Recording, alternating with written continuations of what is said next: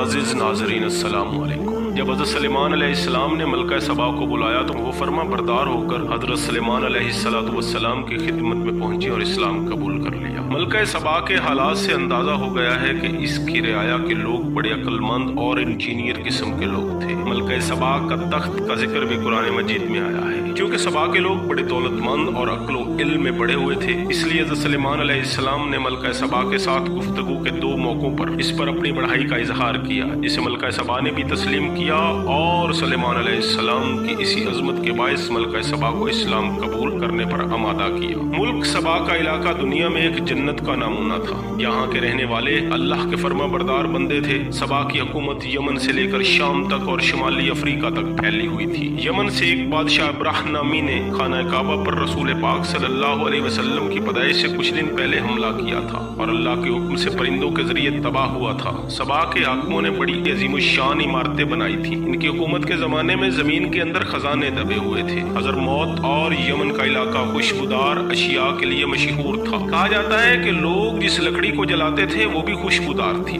इन लोगों ने अपनी खुदादाद काबिलियत से बहुत बड़े बंद बांध कर पानी को महफूज कर लिया था, जिससे आबपाशी का काम लिया जाता था। बहरीन और ओमान के समंदर से मोती निकलते थे और अब तक मोती निकलते हैं। अरब में सोने और जवाहरात की कानें थी। यमन का साहिल अफ्रीकी और मशरकी मुल्कों की पैदावार के लिए बड़ी मंडी था। शाम, मिस्र, यूरोप और हिंदुस्तान के दरमियान जो तिजारत होती थी वो सबा के रास्ते से ही होती थी। तौरात में भी सबा की दौलत और तमद्दुन के तज़किरे मौजूद हैं। सबा के लोगों ने दो पहाड़ों के दरमियान एक लंबी चौड़ी वादी में बंद बांध कर पानी का बहुत ज्यादा जखीरा जमा कर लिया था। अरब के बाज़ मुअर्रिखों का कहना है कि ये बंद 2 मुरब्बा मील में था और इस बंद के आसार अब तक मौजूद हैं। ये भी कहा जाता है कि इस बंद के नीचे और ऊपर 3 दर्जे थे। बंद के दोनों अतराफ 300 मुरब्बा मील के रकबे में फलों, फूलों और खुशबुओं के निहायत हसीन बागात थे। कुरान मजीद की सूरत उस-सबा में अल्लाह पाक फरमाते हैं, बिलाशुबा अहले सबा के लिए इनके वतन में खुदा की कुदरत की अजीबो गरीब निशानियां थी। दाएं बाएं दूर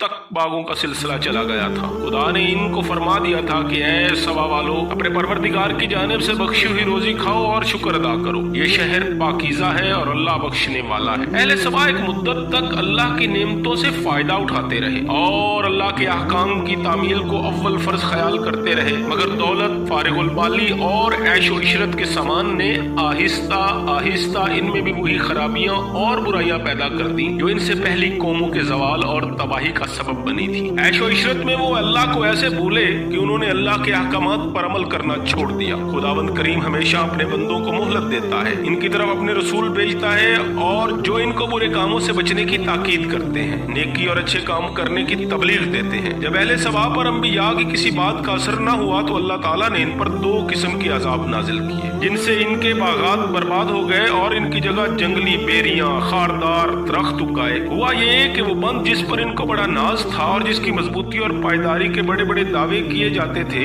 वो अल्लाह के हुक्म से टूट गया। सैलाब आया, तमाम हसीन और खूबसूरत बागात को तबाह बर्बाद कर गया। खुदा के इस अजाब को सबा के अहले इल्म और इंजीनियर भी न रोक सके। दूसरे बागात की जगह बदमजा फलों, झाड़ी और बेरी के दरख्त उगाए। इस तरह अहले सबा के पास सिवाय इसके कोई चारा न रहा कि वो अपने वतन और मुल्क को छोड़कर किसी दूसरे मुल्क में आबाद हो जाए। कुरान हकीम ने इस इबरत अमोज वाकया को इस तरह बयान किया है कि वो कौमें जो खुदा से बागी हो जाती हैं वो इन वाकयात से इबरत हासिल करें। अल्लाह ताला फरमाते हैं, फिर उन्होंने कौमे सबा ने पैगंबरों की नसीहतों से मुंह फेर लिया, बस हमने इन पर बंद तोड़ने का सैलाब भेज दिया और इनके 2 उम्दा बागों के बदले 2 ऐसे बाग उगा दिए जो बदमजा फलों, झाड़ और बेरी के दरख्तों के झुंड थे और हमने इनको इनकी नाशुक्री की सजा दी और हम नाशुक्र कौमों को सजा दिया करते हैं। अहले सबा पर यह सैलाब अचानक आ गया था। इनको वहम गुमान में भी ना हो सकता था कि ऐसा मजबूत और अजीम बंद भी टूट सकता है। ये अल्लाह ताला का अजाब था और इनके गुरूर और तकब्बुर और खुदा से रिश्ता तोड़ लेने के बायस पेश आया। अल्लाह ताला ने इनको जो सहूलतें और आसाइशें दी हुई थी, इनका कुरान की सूरत सबा में इस तरह ذکر کیا ہے، ہم نے ان کے ملک اور برکت والی آبادیوں کے درمیان بہت سی کھلی آبادیاں قائم کر دی تھی، جہاں راہ میں کارواں سرائے بھی قائم تھے، اور ان سے کہہ دیا گیا تھا کہ ان آبادیوں میں بے خوف و خطر دن رات چلو، لیکن انہوں نے اپنی جانوں پر آپ ظلم کیا، ہم نے ان کو پارا پارا کر دیا اور ان کو ایک کہانی بنا دیا۔ بلا شبہ اس واقعہ میں عبرت کی نشانیاں ہیں صابر اور شکر گزار بندوں کے لیے۔ اہل سبا سیلاب کے بعد مختلف ملکوں میں جا کر آباد ہو گئے اور اس طرح وہ ایک کہانی ہی بن کر رہ گئے۔ قرآن حکیم نے جب اہل عرب کو سبا اور سیل ارم کا واقعہ سنایا تو یوں معلوم ہوتا تھا کہ ہر باشندہ اس حقیقت کو اپنی آنکھوں سے دیکھ رہا ہے۔ یہ سیلاب حضرت عیسیٰ علیہ السلام کی ولادت سے تقریباً 100 سال پہلے آیا تھا۔ ملکہ سبا اور حضرت سلیمان علیہ السلام کا واقعہ حضرت عیسیٰ کی پیدائش سے کوئی 950 سال پہلے کا واقعہ ہے۔ جزاکم اللہ۔